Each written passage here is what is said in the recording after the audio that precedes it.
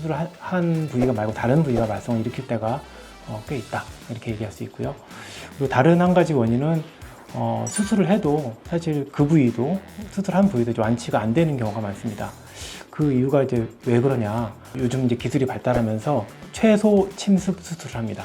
그래서 디스크가 예를 들어 터졌거나 파열됐거나 했을 때 그 디스크 전체를 갈아 끼는 게 아니라 터진 디스크만 이제 끄집어냅니다. 그래서 요즘에는 내시경이나 현미경이나 이렇게 최소 절개로 그 병변 부위만 이제 제거를 하고 남은 부위는, 정상 부위는 이제 되도록이면 살리는 치료를 이제 위주로 하기 때문에 그 남은 정상이었던 부분이 다시 재발을 하는 경우가 상당히 좀 흔하게 있습니다.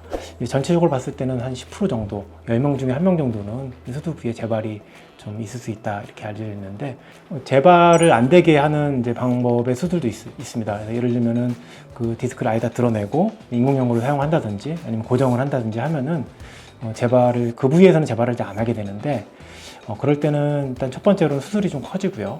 아무래도 좀 절개가 좀 더 커지고, 그 다음에 수술 시간도 좀 더 길어지고요. 수술이 좀 커지는 문제가 있고, 또 한 가지는 특히 고정을 했을 때 그 부위에는 이제 문제가 앞으로 안 생기겠지만 시간이 지나면서 이제 다른 부위에, 그 수술 부위 위나 아래쪽에 이렇게 더 힘을 받아서 나중에 좀 더 이제 한 10년이나 15년 후에 망가지는 경우가 있습니다. 오히려 다른 연골에는 좀 더 수술한 부위 때문에 부담이 되는 경우고요. 이거를 인접 부위 증후군 이렇게 부릅니다. 그래서 그 수술을 작게 하던 크게 하던 완치라고 얘기하기는 좀 힘든 그런 부분이 있습니다. 그러면 이제 언제 수술을 해야 되냐, 수술이 꼭 필요한 경우는 언제냐. 일단 저는 두 가지로 좀 말씀드릴 수 있을 것 같은데요. 첫 번째는 신경 손상이 있거나 진행 중일 때, 그때는 이제 수술하는 게 훨씬 이득이다. 그럴 때는 이제 수술이 필요할 때가 많다, 이렇게 얘기할 수 있습니다. 예를 들면은 디스크가 이제 파열됐을 때라도, 그러니까 심한 통증이 좀 오고 움직이기 힘들고 이 정도라고 하면은 의외로 이제 비수술적으로 치료가 좀 될 때가 많습니다. 하지만 마비가 있을 때, 신경 손상이 있을 때, 그래서 우리가 쉽게 생각할 수 있는 거는 발목의 힘이 좀 약하다든지 걷기 힘들 정도의 좀 통증이 있다든지 감각이 좀 많이 떨어진다든지 좀 심한 경우에는 대소변 장애가 있다든지 이런 이제 신경 손상 사인이 있을 때는 경우에 따라서는 되도록 빨리 수술하는 것이 필요한 경우라고 얘기할 수 있고요. 신경 손상이 있다고 사실 무조건 수술하는 거는 저는 아니라고 생각합니다. 좀 심하지 않은 손상이 있을 때는 비수술 치료로도 회복이 좀 되는 경우가 좀 있는데, 하지만 이제 심한 마비가 있을 때는 대부분 후유증을 남깁니다. 회복이 되더라도. 그리고 이제 완전 회복이 좀 안 될 때가 있죠. 그래서 그럴 때는 수술적인 치료를 하는 게 앞으로 이제 회복되고 하는데 훨씬 이득일 때가 많고요. 내 몸에 도박을 하는 거는 좋은 생각은 아니라고 생각합니다. 다른 한 가지 또 수술적 치료가 필요할 때가 있습니다. 다른 어떤 이제 보존적 치료에도 반응이 없는 심한 증상, 주사도 맞아보고 치료도 하고 물리치료도 받아보고 약도 드셔보고 그래도 이제 조절이 안 되는 그런 심한 통증일 때는 이제 수술적 치료가 필요할 때가 있습니다. 대표적으로 이제 협착증 같은 경우는 디스크랑은 약간 경과가 다른데요. 이게 좀 진행성입니다. 보통은 협착증 같은 경우는 신경 뒤쪽에 있는 인대나 뼈가 자라고 그러면서 신경을 압박하는 건데, 이게 점점 진행성이기 때문에 보존적 치료를 해도 좀 버텨도, 쉽게 얘기해서 좀 버티는 치료를 하더라도 병이 이제 좋아지지가 않고 조금씩 더 진행을 해서 이제 걷는 게 점점 힘들어지는데, 증상이 좀 보존적 치료도 반응이 없고 좀 악화가 되고 일상생활이 힘들 정도의 증상이 있을 때는, 그때는 이제 수술적 치료를 선택해야 될 때라고 얘기할 수 있습니다. 마지막으로 이제 수술에 있어서 좀 고려할 사항이 있는데요. 허리 디스크 같은 경우는 조금 좀 특별한 부분이 있습니다.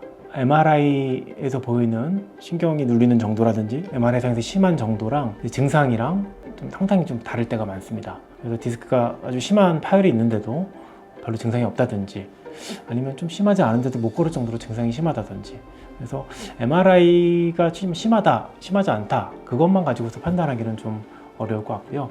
증상이랑 종합을 해서 이제 판단을 해야 된다고 보고요.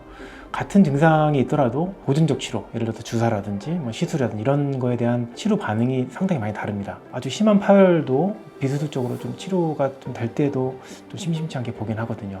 그렇기 때문에 디스크가 좀 심하더라도 무조건 뭐 수술적 치료를 한다 그런 것보다는 충분히 비수술적 치료를 해보고 마비가 없을 때는 그게 안 될 때 수술 결정을 하는 게 좀 더 현명한 방법이 아닌가 생각을 합니다. 허리 수술 같은 경우도 이득과 손해가 있습니다. 그리고 수술로 인해 생길 수 있는 위험성, 합병증 이런 가능성, 그 다음에 얻을 수 있는 이득, 이거를 저울질 해보는 게 좋고요. 특히 연세가 좀 많으신 경우, 좀 큰 수술을 할 때는 그런 수술 합병증이라든지 위험성, 스스로 얻을 수 있는 이득을 좀 잘 비교를 해가지고 이제 판단을 해야 된다고 생각합니다.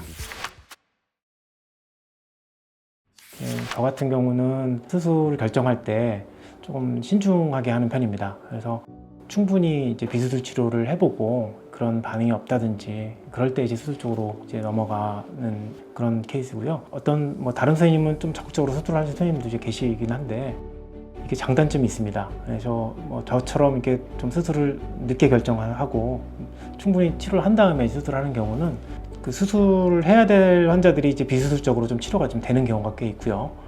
그리고 반대로 처음부터 수술했으면 좀 빨리 좋아질 그런 환자가 이렇게 돌아서 이제 비수술도 해보고 주사도 맞아보고 그 다음에 이제 수술하게 되니까 시간적으로 비용적으로 더 손해를 볼 수도 있는 그런 부분이 있기 때문에 뭐가 딱 장점이라고 얘기할 수는 없다고 생각합니다.